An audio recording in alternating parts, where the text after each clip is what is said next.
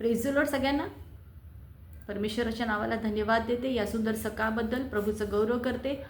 आणि ह्या डिसेंबर महिन्यामध्ये मला असं वाटलं की सगळे आनंदात असतात ना. डिसेंबर महिना म्हटलं की सगळेजण खुश असतात, सगळ्यांना खूप आनंद असतो की ख्रिसमस येणार आहे, 25 डिसेंबरला आपण तो सेलिब्रेट करणार आहे. आणि मग घरामध्ये सुंदरसं डेकोरेशन करण्यामध्ये कोणी बिझी असतात, आणि कोणाला फराळ काय करायचं याच्यामध्ये सगळेजण बिझी असतात, आणि घरामध्ये काय नाही स्वच्छता करायची, सगळ्या गोष्टी आमच्या डोळ्यासमोर असतात. आणि तुम्ही म्हणाल की हे बरोबर आहे की नाही, मी काय सांगणार आहे. आनंद नक्कीच घेतला पाहिजे. प्रभूमध्ये आनंद करा, पुन्हामध्ये आनंद करा. फिलिप्पी 4:4 म्हटलेलं आहे. मीही तेच म्हणेन, आनंद करा. पण आनंद करत असताना आज आपण या एका गोष्टीकडे आपलं लक्ष आज पुन्हा एकदा केंद्रित करूया. काय सांगायचं आहे मला तुम्हाला आज. पहिला आठवडा आहे, डिसेंबरचा पहिल्या आठवड्यामध्ये आपण आहोत. आणि 25 डिसेंबरला मीच नव्हे तर अख्खं जगातली प्रत्येक ख्रिस्ती व्यक्ती नव्हे, इतरही जे लोक आहेत, जे ख्रिस्तावर प्रेम करतात, असे प्रत्येकजण त्याची त्या दिवसाला आठवण करणार आहे. लूका शुभवर्तमान बायबलमध्ये जे पुस्तक आहे त्याच्यामध्ये पहिल्या आणि दुसऱ्या अध्यायामध्ये या सगळ्या गोष्टीचं वर्णन आपल्याला ऐकायला मिळतं. त्या गोष्टीमध्ये एक महत्त्वाची जी गोष्ट आहे त्या गोष्टीकडे मला आज आपल्याला घेऊन जायचं आहे. सायलेंट नाईट, होली नाईट, शांत काळ, दिव्य काळ, हे गीत अशी कोणीही व्यक्ती नसेल, अशी ख्रिस्ती व्यक्ती नसेल की जिला ते गीत माहीत नाही. प्रियांनो, प्रत्येकाला हे गीत माहीत आहे. आणि प्रत्येक क्रिसमसला चर्चमध्ये ते गायलं जातं, संडे स्कूलच्या मुलांना ते शिकवलं जातं. पण या गीताबद्दल जेव्हा मी अभ्यास करत होते तेव्हा एक गोष्ट माझ्या लक्षात आली की एका देवाच्या सेवकाने अनेक वर्षांपूर्वी जेव्हा अचानक त्यांचे चर्चमधले इन्स्ट्रुमेंट खराब झालं आणि उद्या जर आम्हाला उपासनेमध्ये देवाची आराधना करायची तर आता काय करायचं, त्या रात्री त्या देवाच्या सेवकाने ते 4 ओळींचं गीत लिहिलं. आणि जो त्या गीताला चाल लावणार होता त्या दोघांनी मिळून त्या गीताला चाल लावली. आणि दुसऱ्या दिवशी ते गीत त्यांनी त्या उपासनेमध्ये गायलं आणि ते गीत आज जगप्रसिद्ध झालं. मला सांगायचं आहे, ते गीतामधला जो आशय होता तो आशय होता शांतीचा राजकुमार, शांत काळ, दिव्य काळ, गव्हाणीत बाळ. कुठलं बाळ?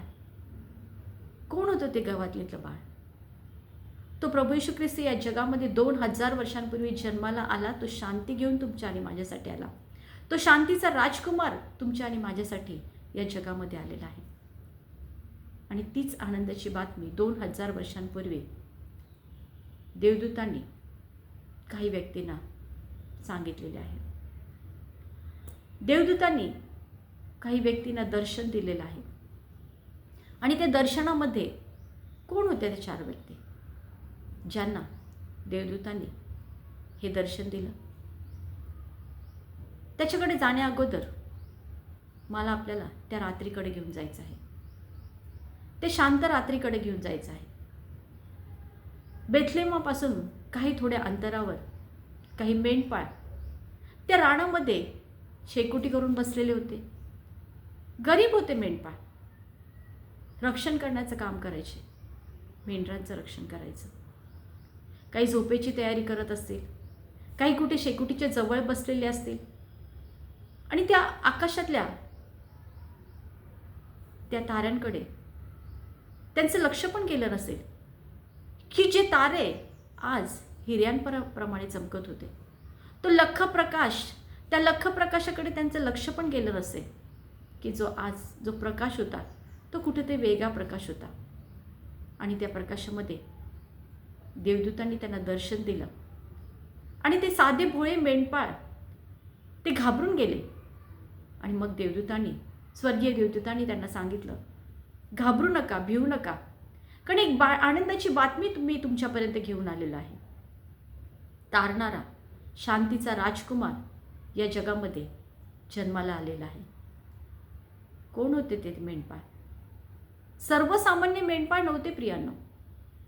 ते मेंढपाळ असे मेंढपाळ होते की जे मेंढपाळ मंदिरामध्ये जे अर्पण केलं जायचं, ते अर्पण करत असताना ज्यांना कुठल्याही प्रकारचं कुठलेही व्याधी नसतील असे जे उत्तमातले उत्तम जे मेंढरं असायचे, जे वेदीवर अर्पण करण्यासाठी वापरले जायचे, त्या मेंढरांचं रक्षण करणारे हे मेंढपाळ होते. असे ते मेंढपाळ होते प्रियांनो की त्यांना वाटत असेल की आम्हाला या मंदिरामधले जे वेदी आहेत ते आम्हाला पण केले पाहिजे, आम्ही पण केले पाहिजे. पण त्यांच्या कामामुळे त्यांना ते करता यायचं नाही, कारण ते सदैव आणि सदैव त्या मेंढरांचं रक्षण करायचे. आणि मग लोक त्यांच्याकडे पाहत असताना चांगल्या दृष्टिकोनातून पाहत नव्हते प्रियांनो.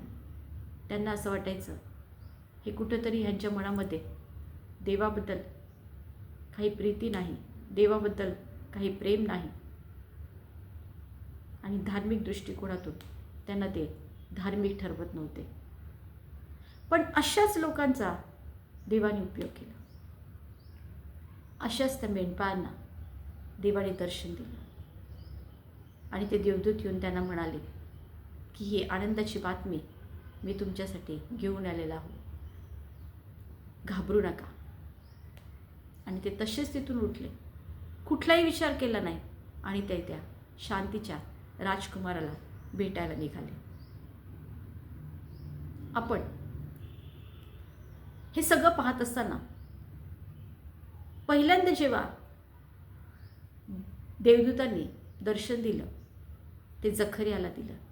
जखरिया असा देवाचा सेवक होता जो मंदिरामध्ये देवाची सेवक करणारा सेवक होता.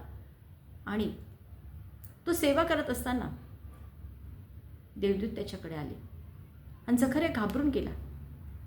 देवदूताने सांगितलं, जखरिया घाबरू नको, तुझी विनंती ऐकण्यात आलेली आहे, तुझी प्रार्थना ऐकण्यात आलेली आहे.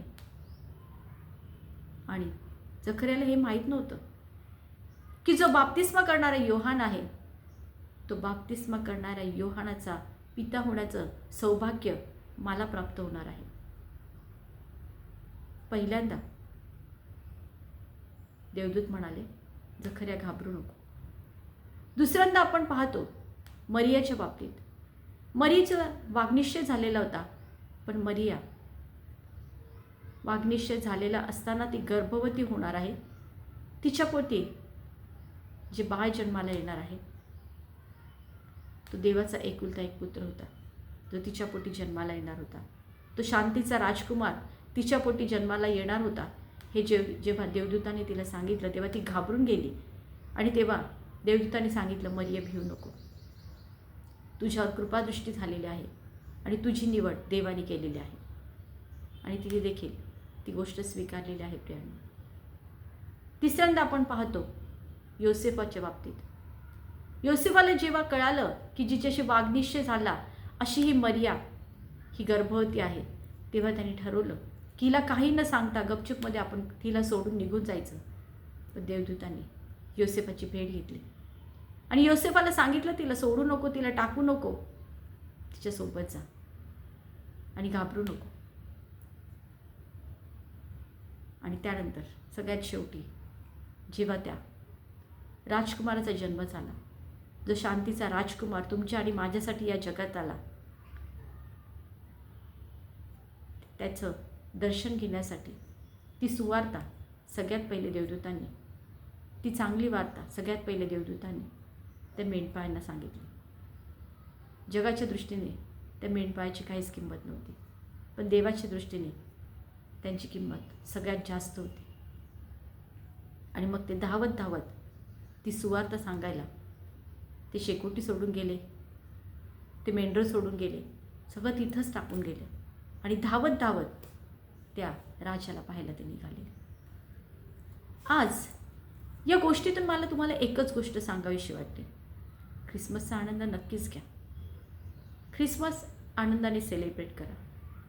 पण तो बाळ येशू, त्या गव्हाणीतला बाळ येशू, नुसतं त्यालाच आठवू नका, नुसतं त्याचं स्मरण करू नका, तर तो बाळ येशू वधस्तंभावर केला, तो बाळ येशू, त्याने तुमच्या आणि माझ्यासाठी रक्त सांडलं. जो बाळ येशू, त्याचं पवित्र रक्ताचं बलिदान त्याने तुमच्या आणि माझ्यासाठी, या जगातल्या प्रत्येक व्यक्तीसाठी केलं आणि तो पुनरुत्थित झाला. त्या राजमुकुटाकडे आपण पाहूया, त्या पुनरुत्थित प्रभू येशूकडे पाहूया.